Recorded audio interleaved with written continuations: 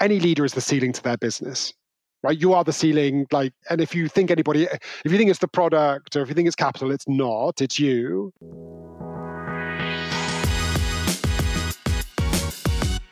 Welcome back to 40 Minute Mentor, the podcast on a mission to raise aspirations and inspire the next generation of category-defining founders, all in just 40 minutes. Today's episode was recorded shortly after a super exciting announcement. JBM was recently acquired by Amplified Group, the people services supergroup behind Foundation Partners and Unleashed. In this episode, we're joined by Amplified Group Director Andrew Richardson, who is a great friend and now colleague.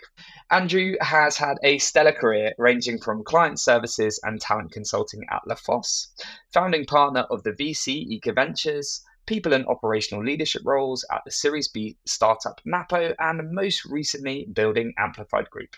I've had the great pleasure of knowing Andrew for several years now, so I can't wait for you to hear more about his career and benefit from his mentorship in today's episode. So, Andrew, a very warm welcome to 40 Minute Mentor. How are you doing? I'm good, James. Thanks. Great to be here finally. 7 years of knowing you, finally get an invite. Yes, a well-deserved, long overdue invite onto the podcast. I am thrilled that you're here. And as someone that has benefited from your mentorship, I'm delighted that we can pay that forward today and share it with our listeners. But before we do, as I'm sure you know, we will be warming you up with some quickfire questions. So please finish the following sentences after me. Question 1.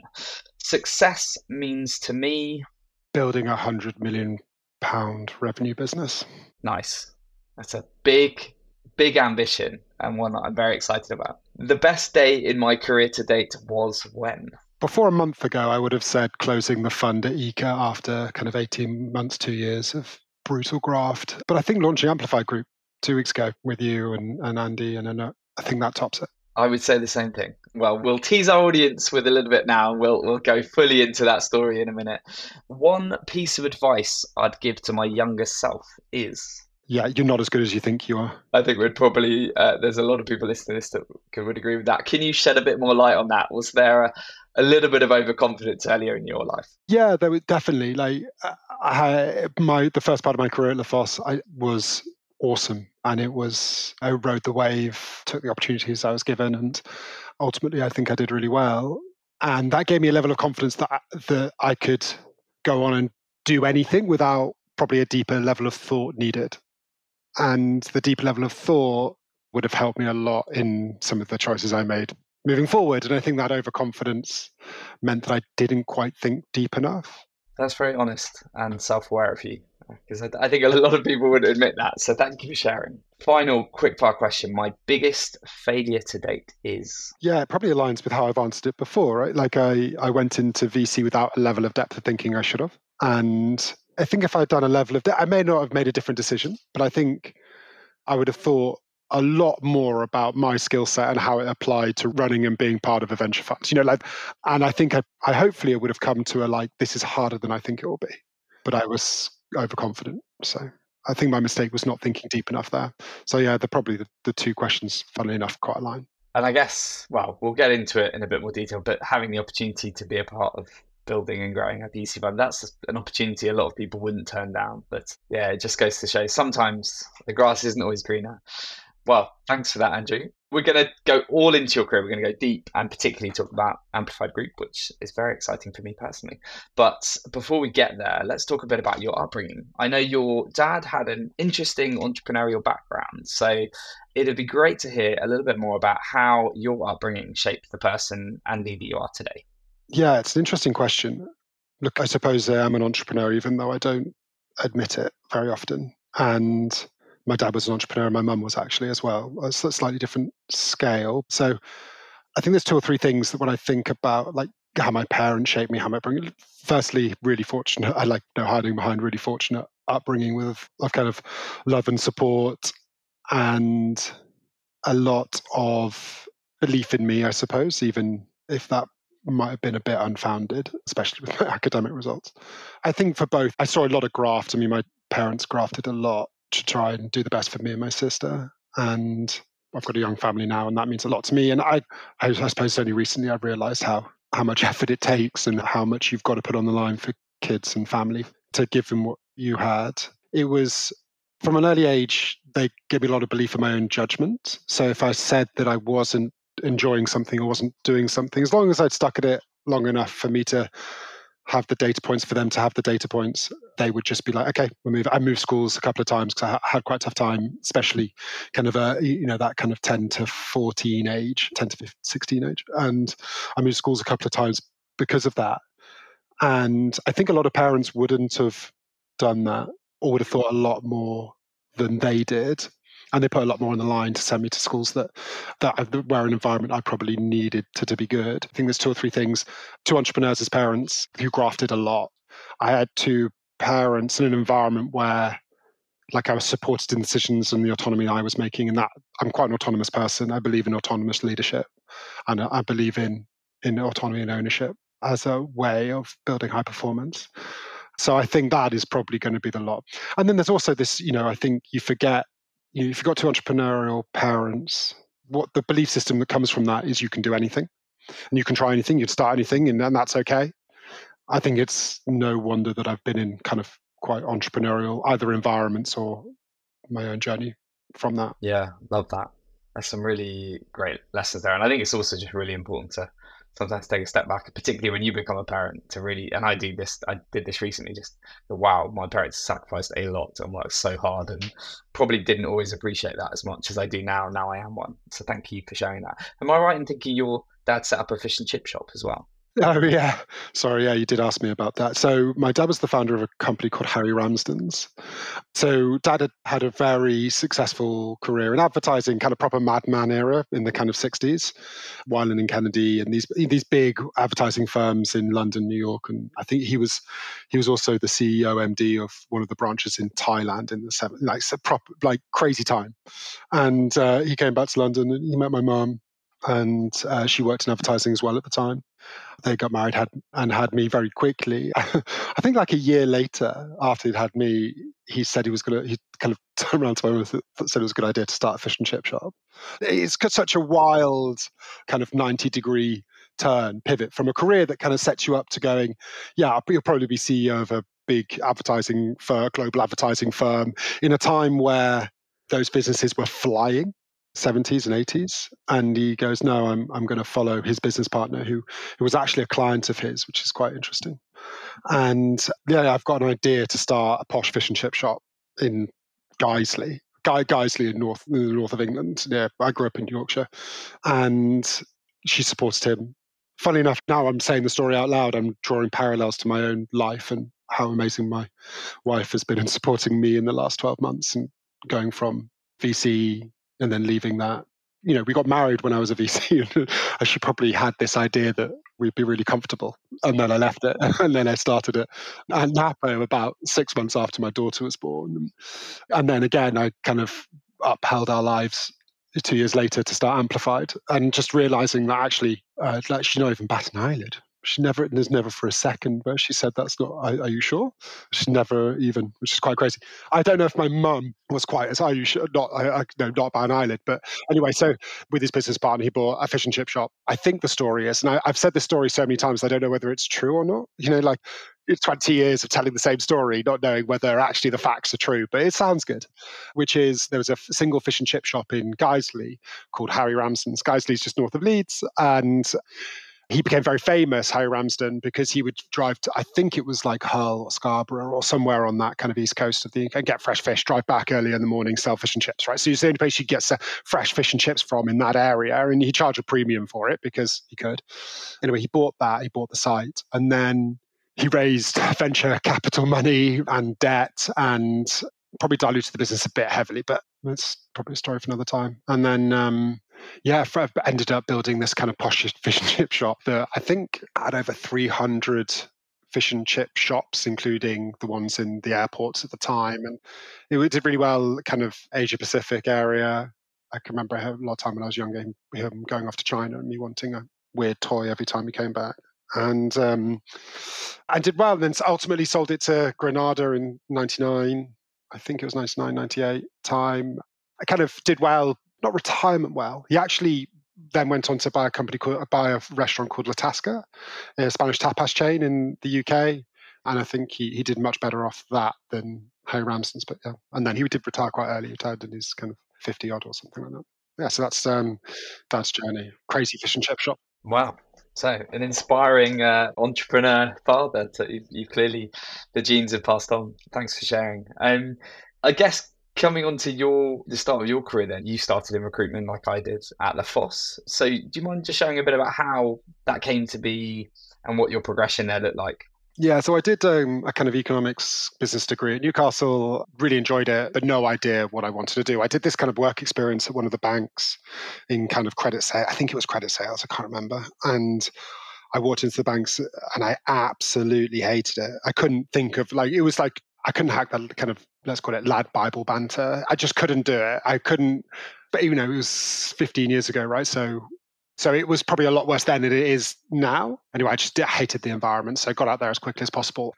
I ended up going back home to my parents in Norfolk and said I was going to do some traveling because I hadn't done any and I wanted to. And so I did that. And I worked in customer support for like a company called Sealskins in Kings Lynn, which was, I realized quite quickly at that point that I needed to get back to London when I got back, just as a point. Anyway, end of traveling, no money. Parents gave me a call, said, look, you've got to move to London when you get back. And I was like, I've got no money. And I was like, well, you better find a job.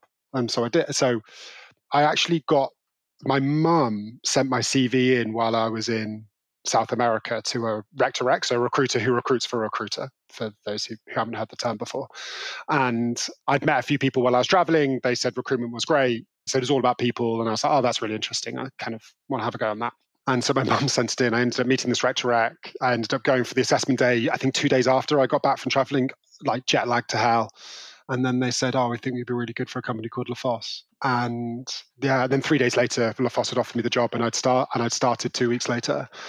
So yeah, no, thanks, Mum. I think is probably the best way of putting it on that one. Awesome. And I know that you progressed really quickly through the ranks at La Fosse and worked very closely with Simon La Fosse, who, by all accounts, I've not met him, but I hear is a brilliant leader. Would love to hear a bit about the influence he had on you and just sort of how your progression sort of came about.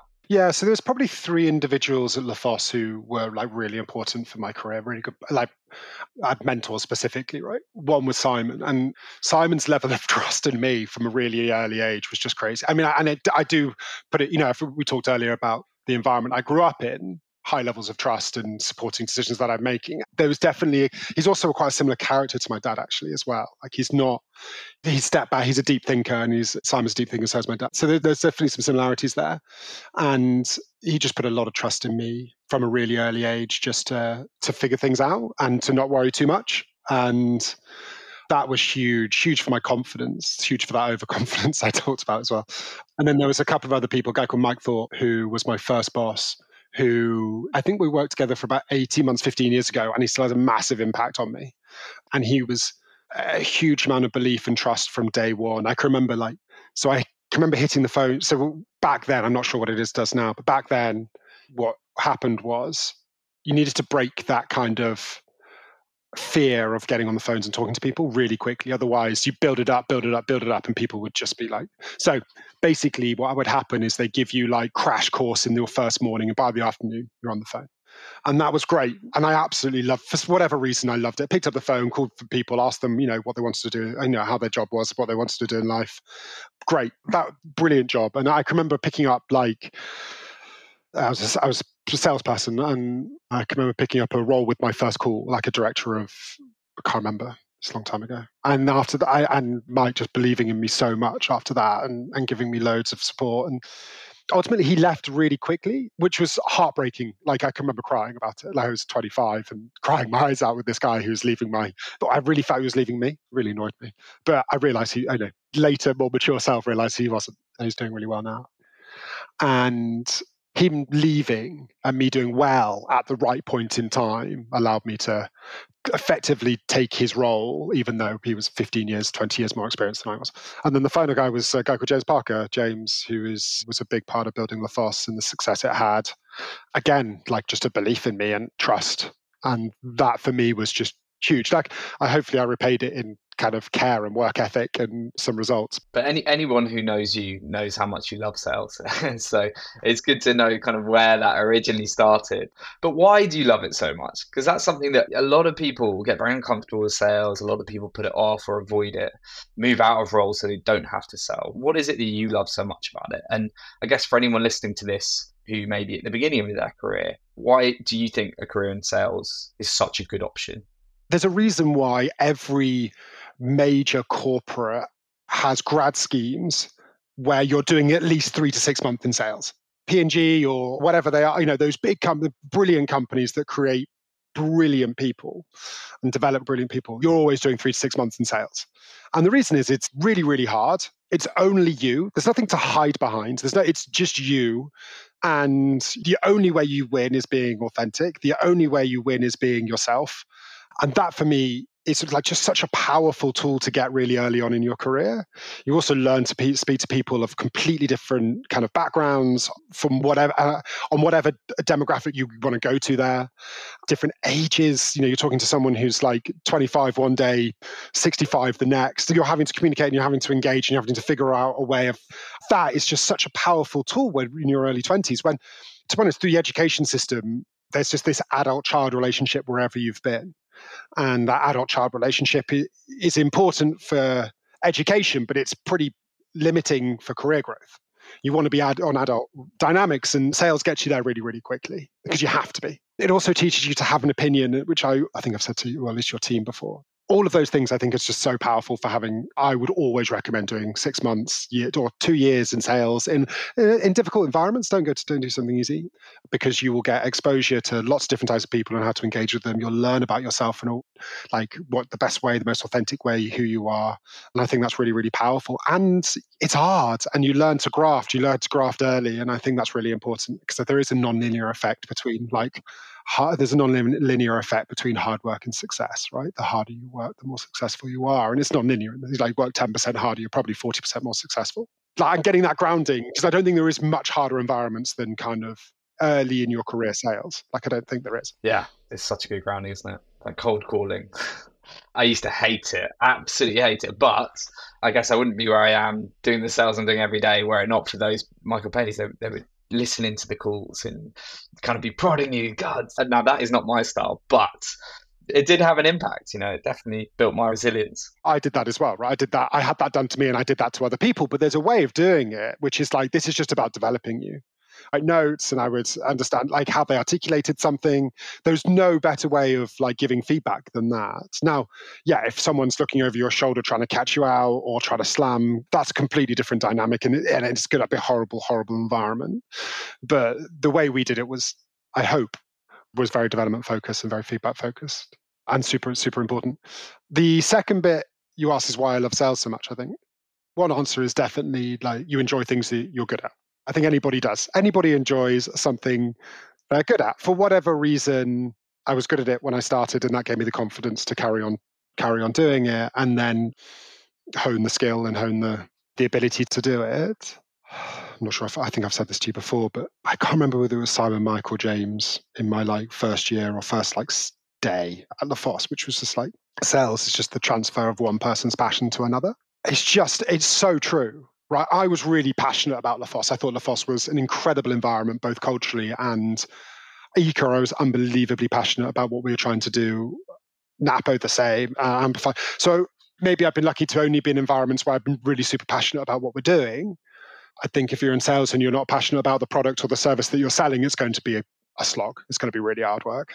Because all I am is passionate about what I'm doing, and people really want to speak to people who are passionate about what they're doing and be passionate about it themselves.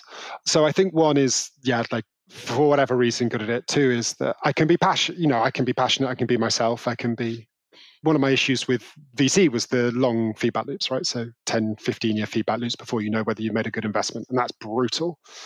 I really like short feedback loops. So it's a yes or a no quite quickly. And that's great for me. And I can either feel great or not great and move on. And so there is a dynamic in sales where the feedback loop is so small and so short. It doesn't really matter what sales. I mean, there's some longer sales cycles, but even then, you're getting a lot of no's along the way and a lot of maybes. And those feedback loops are really important for me, just mentally and how I feel every day.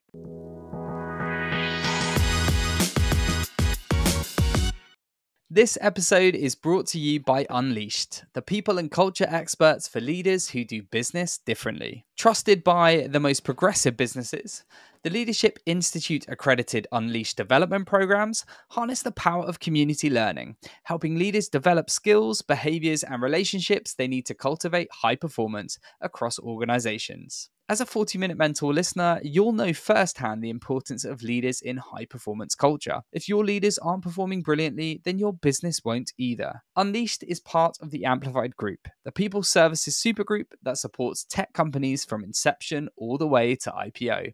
So if you want to find out more about Unleashed or any of the other Amplified Group services, then please get in touch on sayhello@unleashed.company. Now, back to today's 40-Minute Mentor.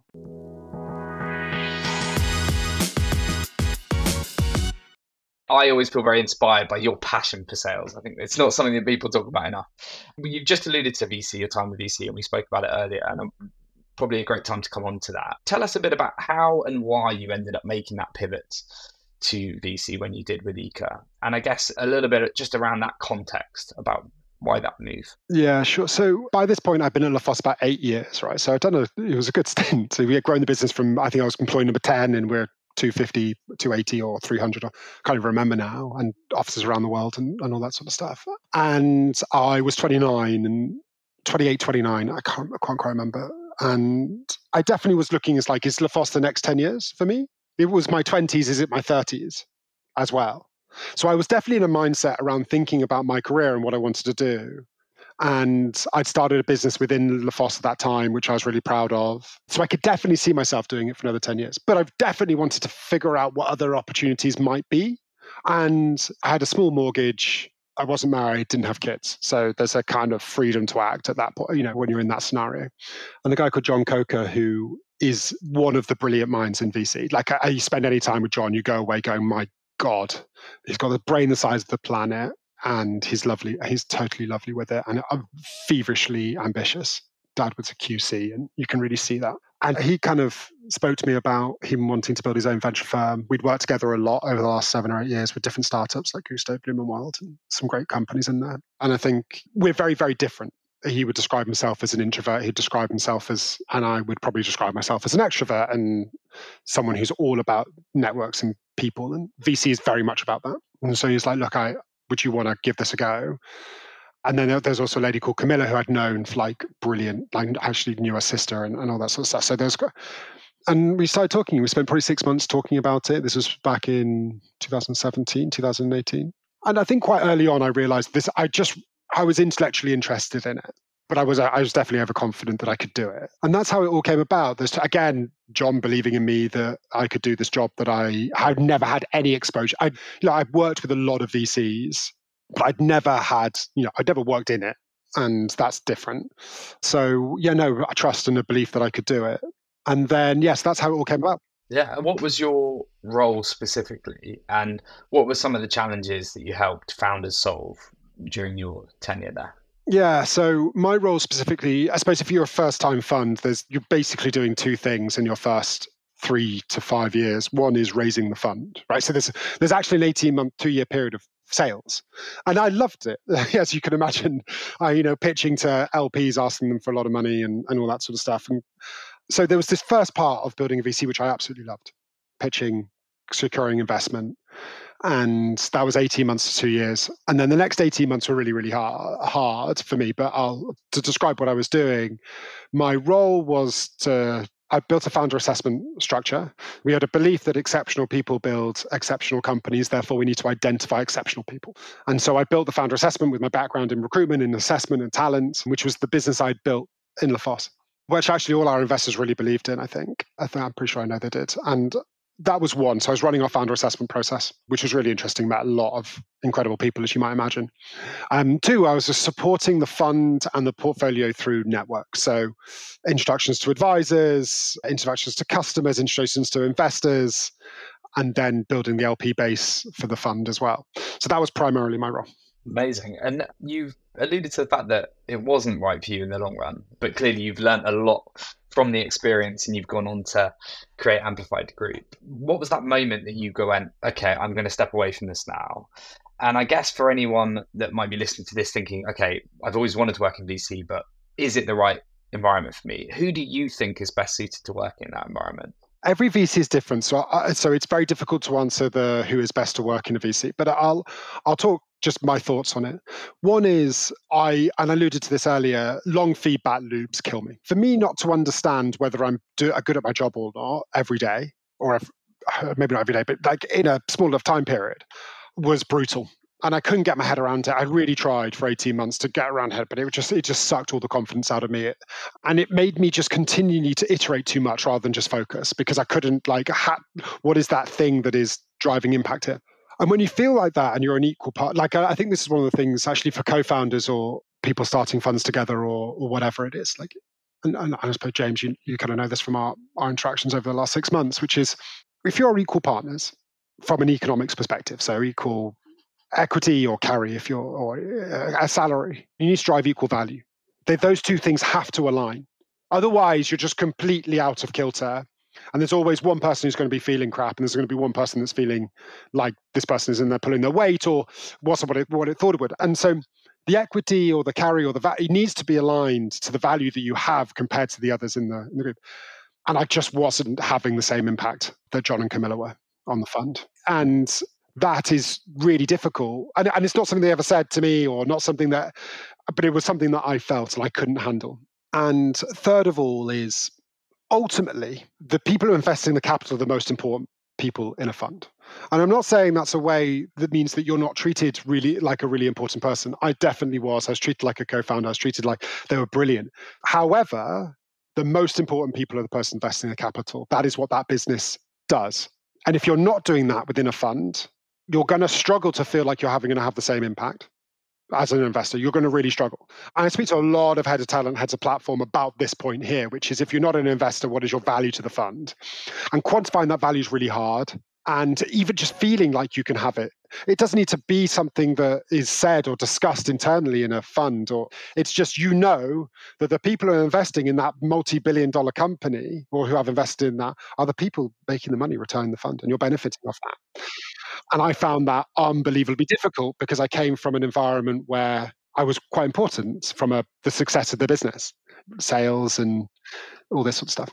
And I think if I had done, and this is what I mean, if I had done 2 or 3 levels of deeper thought before, I probably would have recognized that these problems could have arisen and dealt them earlier. Yeah, that's probably the most honest answer I can give. Yeah, it's very honest. Yeah, no, and I think it's really important to be honest. And I think you've really shown how self-aware you are, and I think that's a really important quality in a founder. And so thank you for being so honest. It's the time I've been excited about to really dive into all things Amplified Group. So for any of our audience that haven't heard this news before, tell us a bit about the origin story initially, I guess, of Foundation Partners and how Foundation Partners has morphed into this newly formed Amplified Group. Tell us a little bit about it. So when I left the fund, I joined an awesome kind of early stage company called Napo with 2 incredible founders, JP and Ludo, who I'd known from Le Fostos. Actually, they'd been in a business they're a client of mine. And I basically spoke to JP and I kind of got a job as their kind of director of kind of people and operations and really, really enjoyed it. But if I looked at my career, the thing that I'd enjoyed, Le Fos was just, I'd loved the most. I loved it because I understood it. I loved it because I think I was good at it. And I really wanted to eventually get back there as soon as possible. But I really wanted to do 2 years in a scale-up technology company because that's not what I'd done. I hadn't done that before. I'd gone from consulting to VC. And so I wanted to do 2 years. So once I done the 2 years, I was definitely thinking, okay, what is the thing that I want to build and what is the thing I wanted to create? And I've become obsessed with this idea of building like a group of people services. Like I mentioned, my dad was advertising, and I looked at what like WPP and Publicis had done back in like the 80s for kind of marketing advertising. You're kind of like rolling up or combining lots and lots of different brands with different services, but focused in the same area, which was marketing and advertising. And I think you could do that for people, talent, and HR. I really believe that I've got no idea why it hasn't been done. And at that point, I was like getting annoyed almost by the fact that this hadn't been done. And I think it's a really good opportunity because There's so many different providers out there. None of them talk to each other. None of them work together. If you're a founder of a company or a leadership, part of a leadership team of a company, doesn't matter whether it's small or big, you're consistently finding new suppliers for things that are slightly different that they don't spend. And it's bonkers. And you shouldn't have to do that. And so I had this idea of building like this super group of people services. Like, could you acquire the top brands within each of the areas, combine them to create a super group? And I started thinking about that. I started thinking about what brands or what services. I think I really believed in kind of people, HR consulting. I really believed in management leadership development. I really believe in exec search. So those were the things I started thinking about. I also realized last summer that I definitely didn't want to do it alone. I absolutely didn't want to do it alone. So I pitched the idea. I got Andy Meikle, who's, obviously you've got to know him well, but like Dr. Andy Meikle, PhD in psychology, a phenomenal brain. And I'd known him for 10 years. We'd worked together a lot. I think we'd sat on a board together at some point, and we got on really well. And I basically said, it'd be great to catch up for lunch. And I just pitched him hard on the idea, really. And then to Andy's credit, he got excited on the lunch, and that's great. But I was flying off to Spain next week, where my family had moved there. And he was planning a family holiday and hadn't actually booked the location, which was like 2 days later, which is nuts from my perspective. But anyway, he hadn't done it. And he said, well, why don't I come to Mallorca? Well, I could do a week in Mallorca. That'd be great with the family. So he actually flew out to Mallorca 2 days later.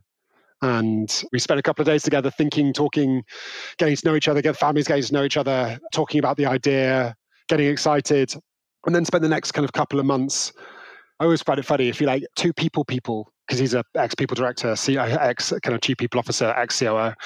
And if two people were going to start a business together, what do you think the first conversation would be? And it was all about like why we're doing this, our belief systems, our values, our strengths and weaknesses. It was a really open conversation about our limitations as people and our strengths as people and the things that we really care about. It wasn't like, I can imagine two finance position people get, or whatever, people getting together to talk about different things, and I can remember it and really vividly, and we were really aligned, and we talked about why we wanted to work with each other and all that sort of stuff. So we launched. So we decided to like execute on the idea. We kind of came up with the name Foundation Partners at the time, and we really wanted to. Well, actually, our original idea was to spend 6 to 9 months just figuring out whether we could work together. Like we hadn't worked together; we worked with each other, not together. And we had this idea, well, why don't we do some kind of fractional consulting and see how it builds? We had a lot of ideas on how you could scale the model, but why don't we just figure this out over the next 6 months? And that was completely blown out the water about a week later after we incorporated the business. Because a good friend of mine, Anouk, the founder of Unleashed, we were doing something similar to what her business was, and I really wanted to tell her, because she was a friend of mine, and I just wanted to tell her, like, hey, this is what we're doing now. Just wanted to let you know. Let's sit down, talk about how, frenemies type dynamic. Their business was more management leadership development, but they definitely had a fractional arm at the time. I pitched the idea and she loved it. She was like, I want in. So I spoke to Andy, and kind of incredible from Andy's perspective, actually, because, a month later we'd acquired a business, and that wasn't a small amount of money. So he really put a lot on the line just in his risk appetite to go, yeah, let's do this. It makes sense. I'd really like Anouk. And then, but kind of middle of December, we acquired Unleashed. And that's basically the first couple of months, first like 4 or 5 months of how it started to grow. Amazing. And I guess for anyone that maybe doesn't know about fractional and embedded people support and the benefits for founders, I think it's something that we've seen sort of building this momentum. And then obviously with the launch of Foundation Partners almost a year ago, you've seen huge appetite from the market. So do you mind talking through about why this is something every founder listening to this needs to be thinking about and what the benefits are for them? Yeah, so step back 1 second. So Foundation Partners is a kind of fractional to embedded people and operations support, and Unleashed is management leadership development, and obviously JBM is executive search. Those were the 3 big areas that I think we needed to invest in, because they're the most impactful for technology companies as they grow. So on Foundation, a quick overview is one of the things that I really believe in is that early stage businesses are resource constrained, and they really, really need experience, right? Because they're trying to be bigger than they are. They're trying to be bolder than they are. You're 30 people, 50 people, 70 people, whatever, but you're trying to be thousands. And you can't do that without the experience. So you can't do that without the experience of doing it. Making it up as you go along will be a lot harder than getting the experience in to kind of mitigate some of the obvious risks, obvious mistakes that will happen. And within kind of people, talent, and HR, the experience is unbelievably expensive. So if you want that, which I totally advise, like when I was the director of people and operations at Napa, I had a lot of experience, but I was still getting mentored and I was still getting kind of people who are a lot bigger than us to help me. So you really, really need the experience, but you cannot afford it. So the only way you can get it is through fractional support. The problem with fractional support is it doesn't do the doing. It only does the advising. And if you're an early stage business, you really need the doing done. You can't just have the advice, because you'll just get advice to do something. You just don't have the resource to implement it. So I really wanted to create this kind of embedded model where you got the advice and you got the ops at the same time. And so we could package this whole kind of experience plus ops together for either the price of you hiring someone who's kind of affordable for your stage of business, but definitely wouldn't have the experience that you're getting, or less. And that, for me, I think is a really powerful model. I think we'll see it in finance. I think we're obviously seeing people telling HR with us, and we've seen 20% month-on-month growth since we started. So there's definitely an appetite. I think there'll be an appetite in ops, and I think there'll be an appetite in finance over time, until you can afford that full-time exceptional person and that exceptional function. So that's foundation. Unleashed is management leadership. So the thing, like any leader, is the ceiling to their business. Right, you are the ceiling. And if you think it's the product, or if you think it's capital, it's not. It's you, and you need to develop yourself, and you need to develop your managers. The only levers for performance you have are the leaders and the managers in your business, because they hire, they onboard, they develop, they train. That's what their main function. And if they're not good at that, it doesn't matter what you do, you will not succeed. And so for me, it was really important for us to have a management leadership development arm that could help them with 360 feedback loops, could help them with development training, could help them with coaching, because there's no point on the foundation side. There's almost no point in us doing all that work and building all these incredible systems and structures, doing all this advisory. The management leaders don't have the ability to execute. And that was the thought process behind building Unleashed in the way it has and acquiring that company, because of the power that could have on building early stage companies. Yeah, love it. And for me, I mean, I knew you all individually, and so when you first started to talk to me about your plans, and I saw the level of ambition, and frankly, I just didn't realize, like, why hasn't anyone done this before? This just makes so much sense. And then, like, all of you are just brilliant at what you do, and the passion and the kind of shared values. For me, it was a no-brainer once I got under the bonnet and really understood what you were doing. And it was, frankly, it's the best thing I've ever done. So I'm super excited to be a part of it, and it's just been so good from the minute we've told the world about Amplified Group, just to see the response and the excitement and the appetite for these services. I guess as you look ahead then for the group, where do you want it to be in 12 months? And then looking much further beyond, 5-10 years down the track, I guess, if we're to excite our audience with the big, bold ambitions. Yeah, look, I kind of mentioned the first question you asked is what success is. £100 million revenue business. Like, that is, for so many reasons, that is the hallmark of success. It's the hallmark of success because of the impact on the economy, the impact on the people that you've hired and the amount of people that you have, the structures you've got in place, the professionalism, the services, the geographical expansion, all of it. Like, you can't be £100 million revenue without exceptional execution across all sorts of things. So that's why it's super important for me.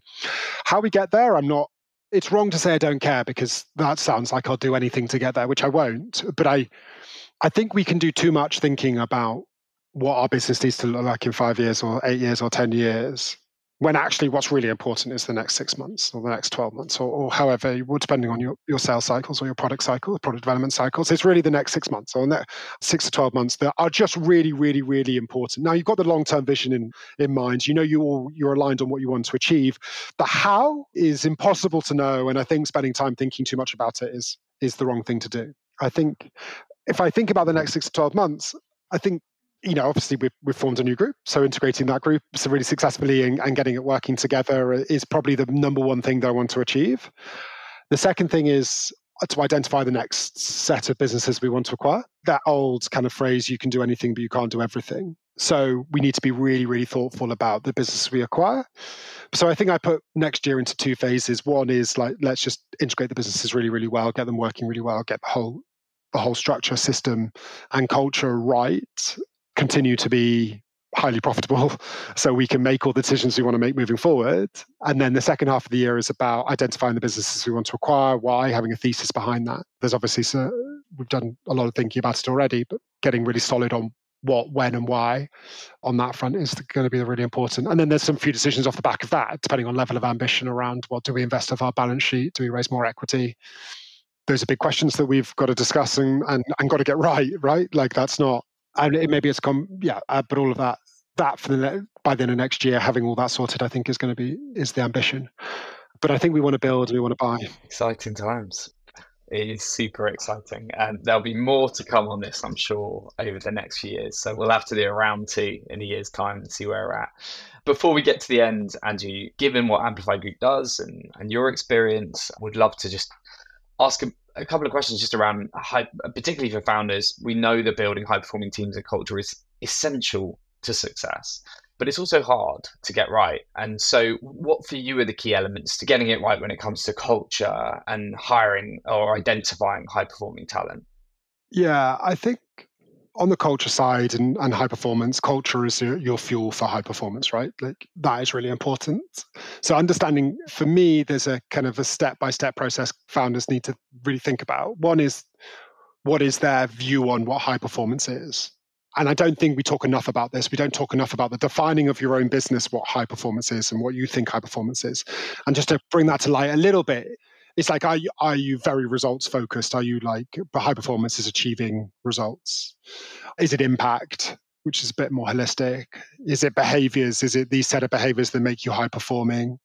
And I don't think people do enough thinking about that early. And obviously it develops, it changes, that's fine. But right at the beginning, like really think about what high performance is and then fill your culture, then your culture will define that, right? So you're like, okay, well, if you're incredibly results driven, your culture will be more around, we go above and beyond to achieve our goals. We iterate to achieve our goals whenever we can, or that you can see the culture. If it's a bit more kind of, and I would relate Revolut's of 90% results focused culture, right? And they have some well-documented issues with their culture because of it, but they've achieved what they've achieved. So you can't knock them for that.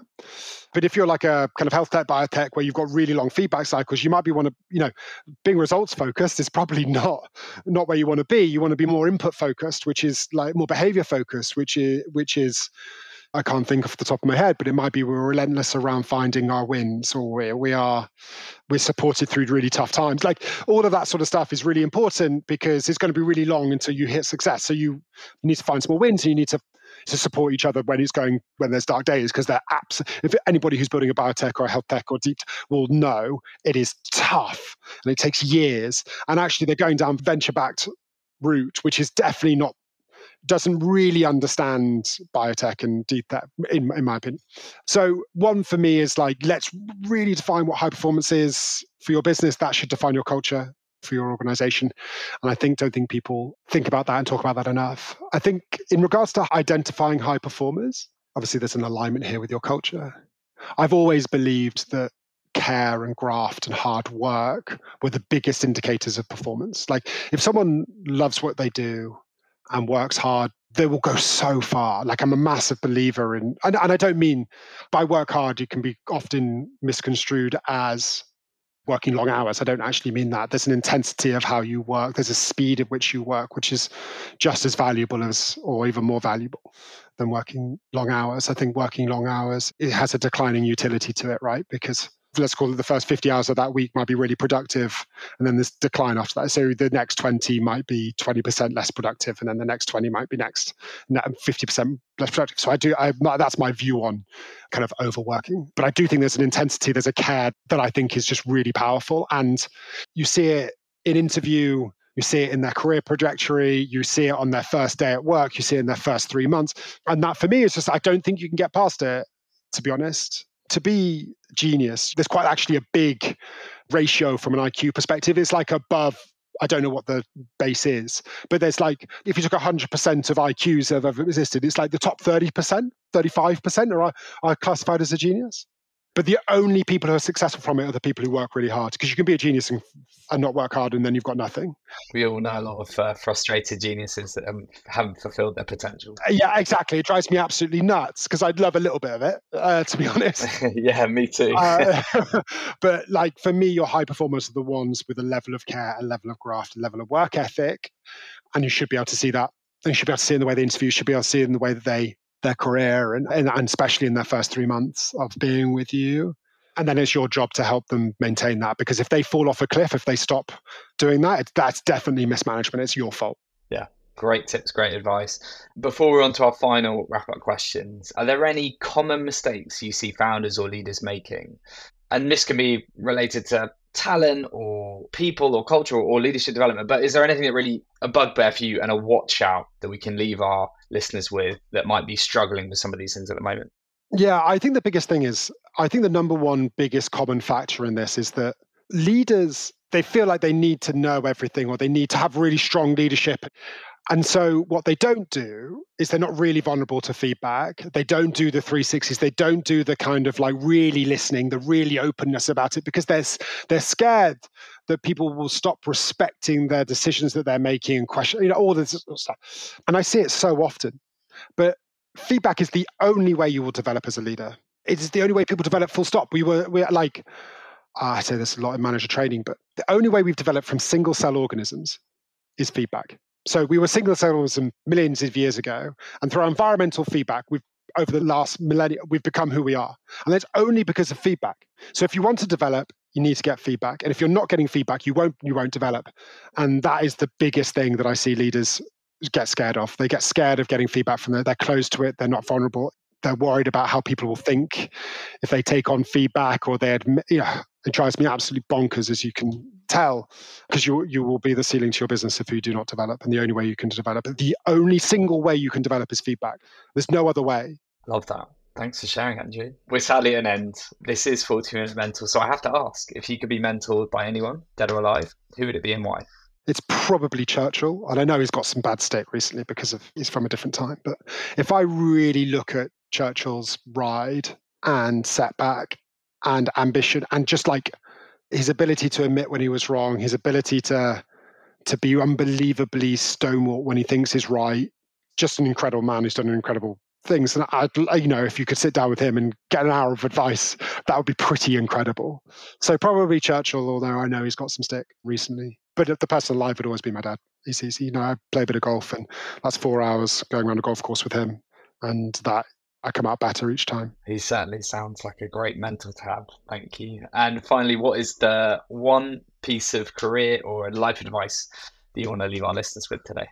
Persistence beats resistance, I think, is probably the best way. Like, just be persistent, like consistent. Like, it is so easy to give up, and it is so easy to not keep going, and it's so easy to think you should have got something that you haven't got. You just got to keep grafting.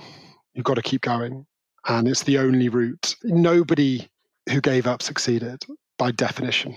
So true. Andrew, thank you so much. It's been a pleasure. It's always a pleasure chatting to you, mate. And it's great to have you on the podcast finally to talk about your amazing experience, but also the Amplify Group, which we are very excited about. And I'm sure everybody listening to this will understand why off the back of that. So thanks so much. And yeah, looking forward to sharing more in due course with the world. Yeah, looking forward to it. Cheers, James.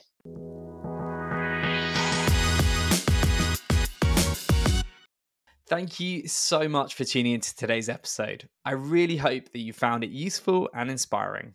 If we have left any questions unanswered, or if you have any feedback or guest recommendations for future series, then please make sure you get in touch on info@jbmc.co.uk. I often get asked by listeners how you can help us spread the word about 40 Minute Mentor. There are 2 simple ways you can help.